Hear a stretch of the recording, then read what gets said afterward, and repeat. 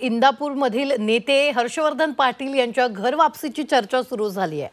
हर्षवर्धन पाटलांनी भाजपचे प्रदेशाध्यक्ष चंद्रशेखर बावनकुळे यांची भेट घेतली। त्यानंतर या चर्चेला उधाण आलं। मात्र ऐन विधानसभा निवडणुकीच्या तोंडावर कमळ सोडून हाती तुतारी घेतलेल्या हर्षवर्धन पाटलांवर भाजप नाराज दिसते। कारण आता पाटलांना भाजपमध्ये घेण्याचा प्रश्नच येत नाही। त्यांनी शरद पवारांकडेच थांबावं असं बावनकुळे यांनी सांगितलेलं आहे। पाहूया। हर्षवर्धन पाटील चंद्रशेखर बावनकुळेंच्या भेटीला।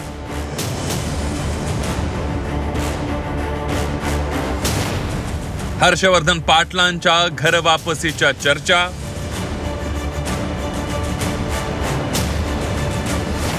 हर्षवर्धन पाटलांना भाजपमध्ये परतण्याचे वेध। विधानसभा निवडणुकीत शरद पवारांच्या पक्षाची तुतारी हातात घेऊनही हर्षवर्धन पाटलांचा विधिमंडळ प्रवेशाचा प्रयत्न यशस्वी झाला नाही।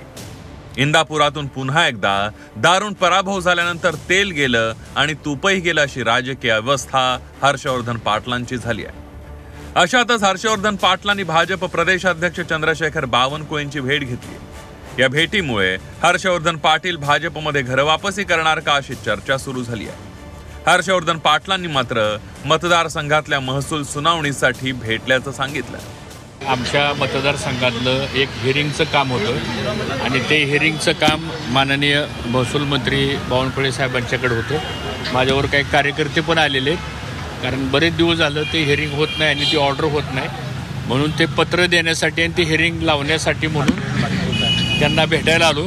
त्यांची भेट झाली, त्यांना पत्र दिलं, त्यांनी खाली मंत्रालयामध्ये ते हिअरिंग लावायला सांगितलं। त्यांच्या प्रायव्हेट सेक्रेटरीला सांगितलं की हे ताबडतोब हिअरिंग लावा। एवढंच आजच्या भेटीपाठीमागचं कारण। भाजप प्रदेशाध्यक्ष चंद्रशेखर बावनकुळेंनी या भेटीमागचं कारण स्पष्ट केलंय।